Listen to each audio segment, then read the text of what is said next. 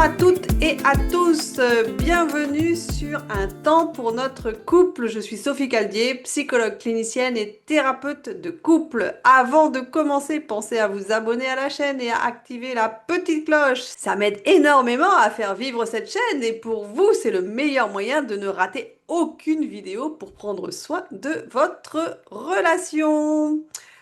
Aujourd'hui, nous allons aborder le thème la triangle dramatique au triangle de la compassion, transformer les conflits dans le couple. Alors, dans la dernière vidéo, nous avons vu le triangle dramatique, victime, sauveur, persécuteur, un schéma qui enferme les couples dans les disputes sans fin. Aujourd'hui, je vais vous partager son antidote, le triangle de la compassion, proposé par le docteur Stéphane Karpman, comme une évolution de son triangle dramatique et la sortie positive du jeu des rôles toxiques.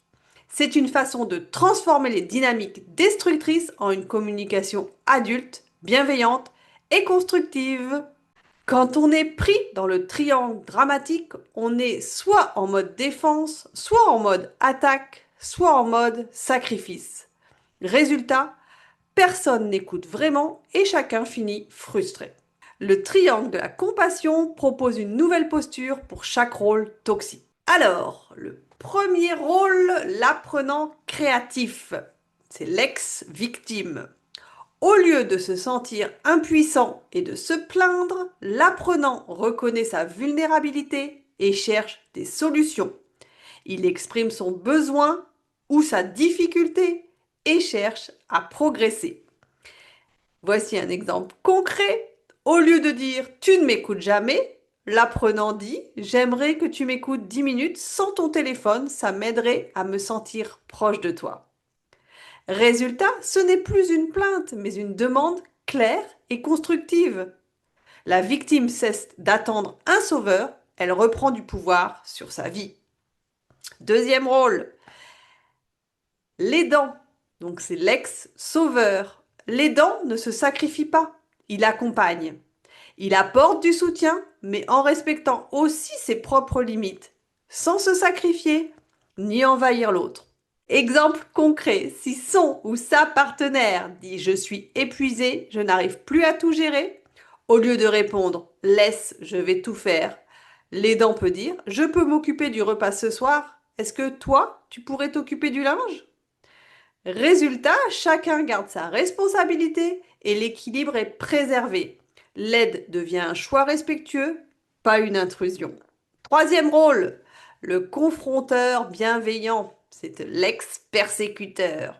Ici, on ne critique plus la personne, mais on confronte la situation avec respect.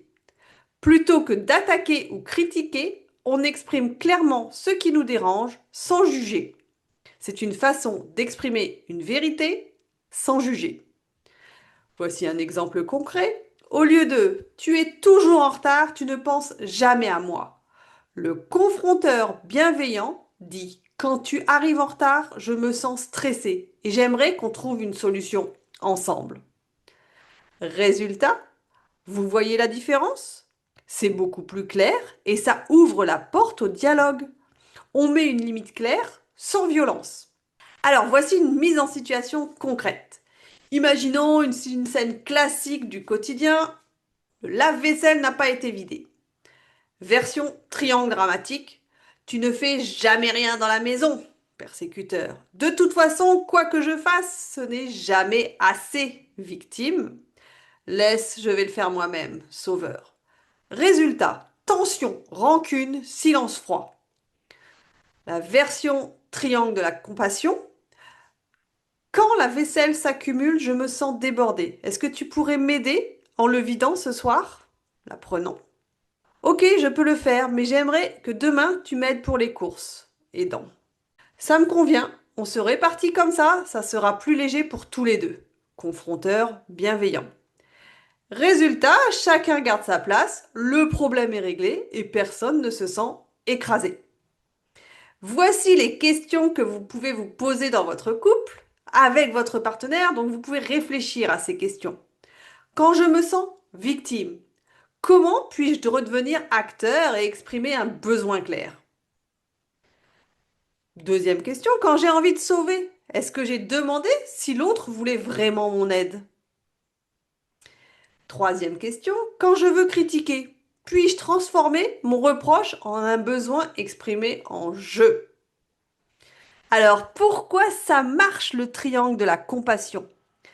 Parce que on parle en jeu, on exprime des besoins clairs, on propose des solutions réalistes.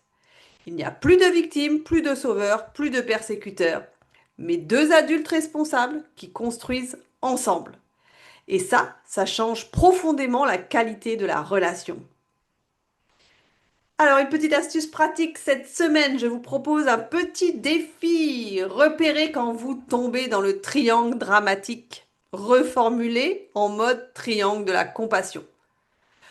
Par exemple, donc si vous êtes tenté de dire tu n'es jamais là pour moi, testez plutôt j'aimerais qu'on passe une soirée ensemble cette semaine sans distraction. Notez la différence dans la réaction de votre partenaire. Souvent, ça ouvre au lieu de fermer. En résumé, le triangle de la compassion, c'est un outil puissant pour transformer les conflits. Il ne s'agit pas de nier vos émotions, mais de les exprimer d'une manière qui construit au lieu de détruire. Le triangle dramatique enferme les couples dans la plainte, la critique et le sacrifice. Le triangle de la compassion, lui, ouvre la porte à l'écoute, à la responsabilité et au respect mutuel. Si cette vidéo vous a aidé, n'hésitez pas à mettre un pouce et à la partager avec votre partenaire. Et surtout, abonnez-vous à Un temps pour notre couple pour recevoir toutes les prochaines vidéos avec des outils concrets pour renforcer votre complicité. À très bientôt pour une nouvelle vidéo.